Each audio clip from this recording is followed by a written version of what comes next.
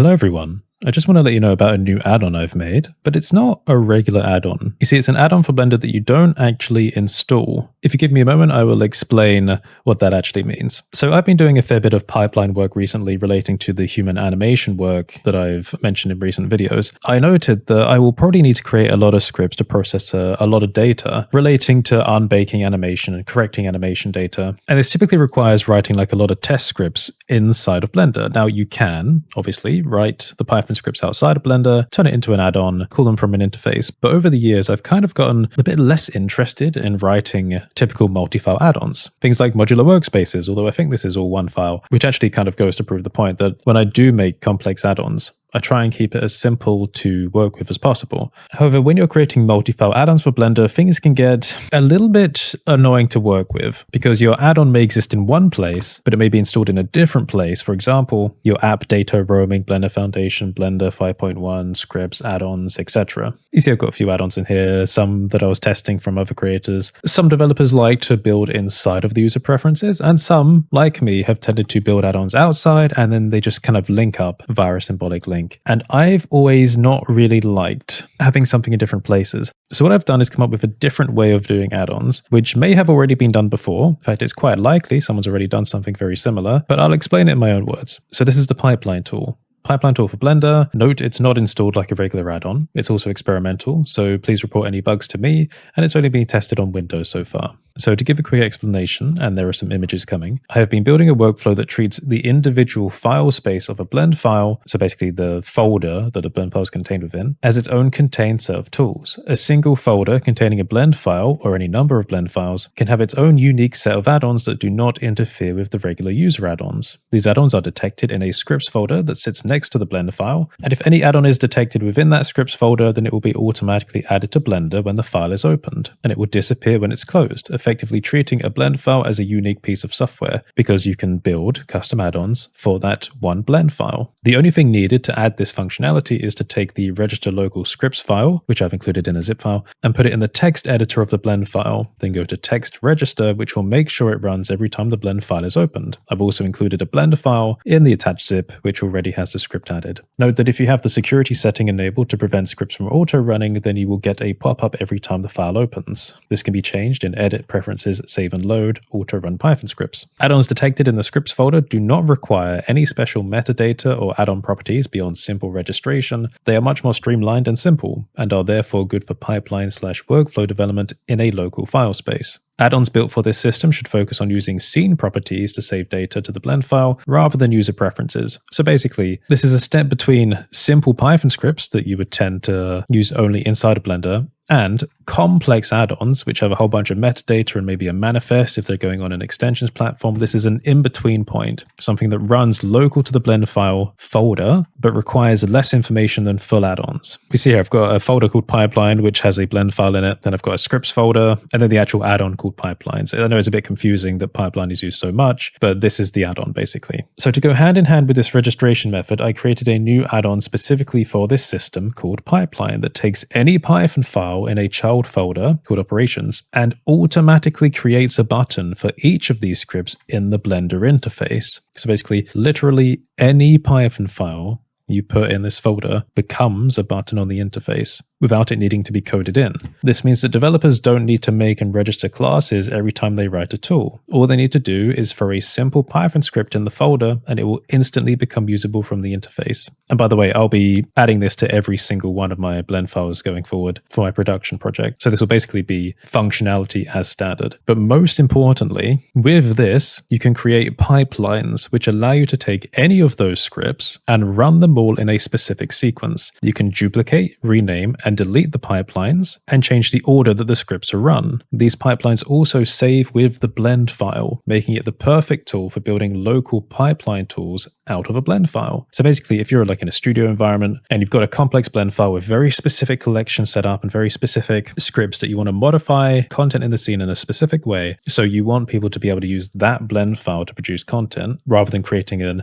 add-on that itself is going to try and modify a blend file into something appropriate, then this is perfect for that. that. A fantastic example of this would be creating a custom pipeline for preparing a model for export to a specific piece of software. Maybe one software package requires a slightly different process. You could duplicate a pipeline you've already created. There's a duplicate button in the middle there. Then you could make a slight change to the order of the scripts that run, or delete ones that aren't necessary, or add ones that would be helpful. So it's a way of managing scripts that may start as tests, but then become actual production tools without ever needing to make another add-on. This also means that developers working on a production or anything, or just yourself with this tool, can effectively make add-ons without needing to write any add-on code. Just a simple Python script for whatever test you're running. Assuming you've got the scripts folder in the same folder as your blend file, you just go into pipelines and then shove the Python file in operations, and you can do whatever you want with it. Additionally, no installation of any add-on is required by the user, as when the file space is shared with another device, the blend file will run the registration script again, and the pipeline settings will be preserved. In this way, every blend file using this workflow becomes its own unique software tool. This is excellent for tool developers in studio environments, like I explained a minute ago. There are some additional features. For example, if you put category equals and then whatever category name you want at the start of any script, it doesn't actually have to be at the start, but for organizational purposes, I recommend you put it at the start. The pipeline tool will detect this and visually organize the scripts into categories. You can see that here, where we've got fun scripts and other. You can even add overrides for icons. So basically the buttons can have icons. Importantly, all of this is optional, making it not only suitable for quick tests, but also developers that want to turn tests into usable tools with a pretty interface. This makes the tool suitable for both developers and user experience workers who can come in and improve the layout, like the naming, the icons, the organization, etc., without needing to touch any add-on code. Now, they do need to touch the actual Python files, but again, like I said, they just put a line at the top of the file. Since none of these scripts are cached or imported in the traditional sense, and are instead simply executed by Python at runtime, it means there is no need for the add-on to be reloaded while making changes to scripts. That was another annoying thing about doing complex multi-file add-ons, by the way. If you made a change, you would have to reload the add-on every time you made a change. That was annoying, and I always thought it was kind of unnecessary, so you don't have to do that here. If you add a new script to the operations folder, just press the refresh button, which is up there, at the top of the panel, and Pipeline will detect it. Then it will add it as a button. Also, if you delete any script that was already assigned to a custom pipeline, so let's say you went into your Windows Explorer, deleted one of the Python files in operations, when you press refresh, it will look at the pipelines you've already made, and then if that deleted file is inside of one of those pipelines, it will remove it, so it doesn't create a weird error or conflict when you're running the pipeline. Now, the reason for making this add-on, but really it's more than an add-on, it's this kind of local file space registration method, is to help me develop custom pipeline tools for my larger project, the connected space. Specifically, investigating a human animation pipeline showed me how useful Blender could be for complex pipelines with some changes to how scripts are integrated. Working with regular user space multi-file add-ons can be annoying and messy. Keeping everything self-contained just felt right for this purpose. So again, this is just for me. I want to clarify it, as with all of the videos I do, sharing some of my pipelines and experiments, there is not a single ounce of me that cares if anyone else uses this. And this is not to say that this is superior in any way to any other form of add-on. I just really, really wanted this as a tool. Therefore, I've made it. Therefore, it's available to patrons, because patrons have been getting access to the production files for the Connected Space project. And as a last note, remember, this is not a traditional add-on. Do not try to install the zip file in the user preferences. Just extract it somewhere on your device and observe the folder/file layout. So let me show you a demonstration. Now, I'm in a blend file of mine here, and I've got this folder called hook script because I didn't know what to call the script to start with. So hook script was the first name before I just went with pipeline because it was more generalized. So we're in hook script, and we can see we've got the scripts folder next to it, right? So if I go into the scripts folder, we see pipelines and got the different versions of my file. I've got operations. So we can see here we've got two Python files, first operation and second operation, and they're available there. If I click on these buttons, it will run the operation. If I click on console, we can see that here, first operation. If I click second operation, brought the console back, we can see second operation. And let's say I, add more of these in sequence here and then run pipeline, you'll see that we get them all running one after the other. So that's the basic gist of how it works. So this specific order is pipeline 1. I can make a new pipeline, go back to pipeline 1, duplicate it, rename it, delete it, etc., etc. So imagine if I was working on my human animation pipeline, it might be like, hey, import animation, stitch animation, unbake animation, etc., etc., etc. That's the whole point of this. That's what this is built for. And then another worker, if I had someone helping, could come into this file with the local file space and go, oh, okay, well, I need to use pipeline 2 for this work or pipeline 1, and they could just run it. Okay, so let's do a demonstration now. I've just reset this to clean it up. I've got a script down here called linked data checker. Now, I have typically used this in the past to basically prepare files for a render farm. It tells me if there's any content in the file that is still considered linked, where there may be conflicts where if I'm, rendering this on a different device, it can't access the linked content, and then there's some issues. So it's a useful helper script just for identifying that. Now, let's say I want to add this to pipelines. I'm going to show you how easy that is. But there's just a little convention you should keep in mind first of all. It has to be a Python file. Just for convenience sake, I'm going to rename this to linkedDataChecker.py just as a reminder. I'm going to go to text, save as. Scripts is here in the same folder as the blend file. So we're going to go in there, pipelines, operations, and all I need to do is save it in here. I don't need to do any class stuff, any registration, nothing. But notice I've got it saved as .py here, right?